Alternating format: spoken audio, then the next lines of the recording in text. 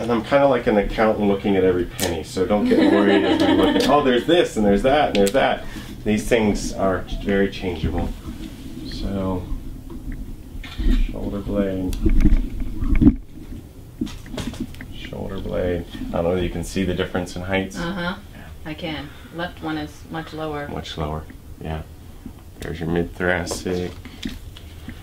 And if you could see from your back right now, you've got it, that tip, if you will, starts about right there. Yeah. And so you've got this line back here that kind of droops over to the left. Because your pelvis is about the same height. This one is forward, this one is back. You've got this twist going on that we've already talked about, even here in standing. This is hypertonic. There's a lot of spasm setting here. Yeah, I can feel that. Yeah, this is a little hypotonic, meaning that there's actually some muscles here that I'd like to be a little more awake. So if I come up here, there's a muscle that's really appropriate. As I squish into it, it's got good tone, it's got good thickness, kind of like a bicep that's just like plumped up. Okay. If I come down here, I just sink too far. If I come up here, this is appropriate. Here is just the opposite. This muscle is like, it's nice and spasm. Like concrete, yeah, absolutely.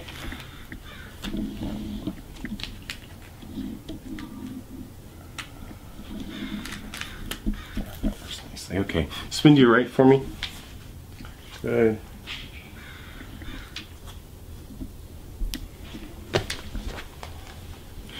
So if I just look at your body's ability to take weight, just kind of gravity, and I measure that 5, 10, right there at about 15 pounds or so, you start to bow just a little bit. Or if I was just kind of do a percentage, 20, 40, between 40 or 50%, and where you give way at is right there. So there's your thoracic spine taking weight. Right there is your lower lumbar upper sacrum. And if you turn face the mirror again for me. Okay. Bend up your elbows halfway. Hold here, don't let me pull down. 20, 40, right about there. And again, it's actually that same give way point. Hold. Right there.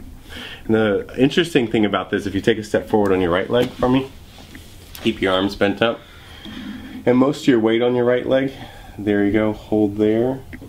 20, 40, 60, right about there, and then switch sides. Yeah. 20, 40. Can you feel it? Right, hold. 5 pounds, maybe 10 pounds. Switch sides once more. Hold.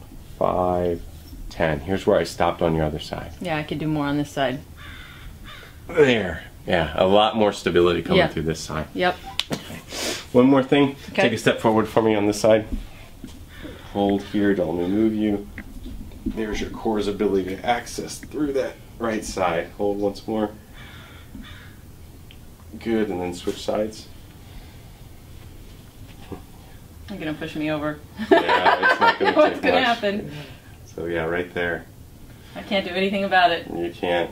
No, maybe 2 or 3 pounds, and you start to give way, and you give way at that same hinge point. So this is a really big place for you. Your SI joint and your lower lumbar. Well, I've had like, I don't know if it's in the joint pain or if it's that muscles and things around there, but sometimes like in crits, especially when I'm down in the drops and it's really hard for an hour or whatever, just like dying over here, right here. Yeah, I believe it. Yeah, when you landed on that left side, 07, is that right? I think it was 07. Yeah, 07 is what you told me earlier. Yeah. You not only pulled your pelvis and your femur, but you also pulled, when I say SI, do you know what I mean? Your sacroiliac joint. I think I do. Yeah. I've certainly talked a lot about my SI joint, like I know what I'm talking about. So this guy's dead. So lumbar spine, here's your sacrum, and then your innominate sits on top of that. So the SI is that connection between your sacrum and your innominate. So if I call it SI, I'm talking about this. If I call it hip, I'm talking about the connection between your innominate and your femur. So here's your hip joint.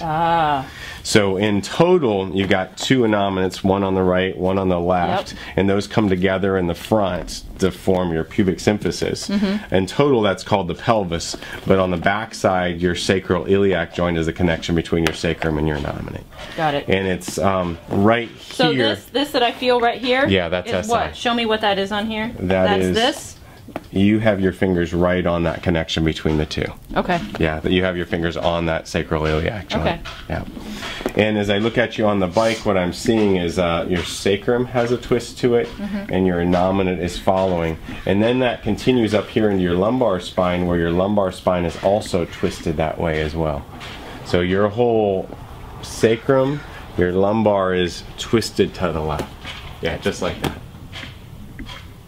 Yeah. And that, exactly, go back into your stand. That's how you stand. Yeah. You stand that way because that is the way these joints are twisted. Yeah. Got it. All changeable. Good. Okay, lie on your back for me. Okay. Let's go head up here.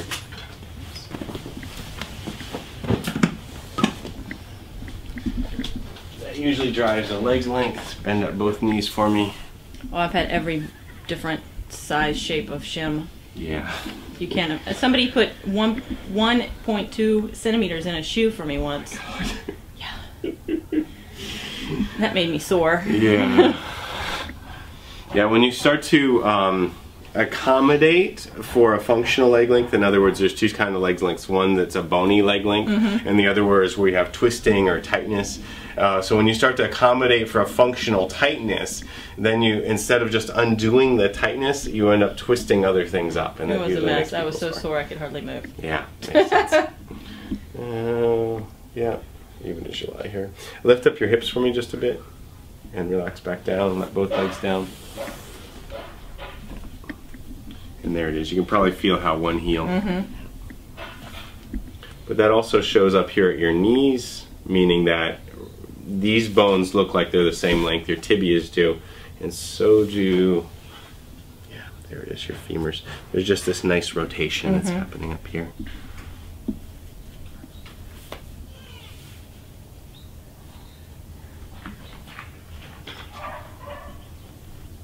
Again, challenging to move, easy to move. Old rib? A broke? Who knows? Yeah, just feels. So many times we crash and yeah, just like shake it off. Yeah, it hurts to cough, seize for a week or 2, and then you go, yeah, whatever. I can still race. Yeah, exactly. That's all that counts. Yeah, it's just that's life of the racer. If you put your hands here and here, I don't know whether you can feel the difference in heights here. Yeah, where the right rib cage is back and the left rib cage is forward. It's also a difference in angle. So there's a bony contour right here, and this one is in and that one's flared out. So there was some sort of trauma right here to ribs, probably broken. I say that is because when you're on the bike, I felt that right there, and usually I don't find these kind of spasms when there hasn't been a broken rib. So this is what it's supposed to feel like, and I'm pushing the same amount, and then if I go up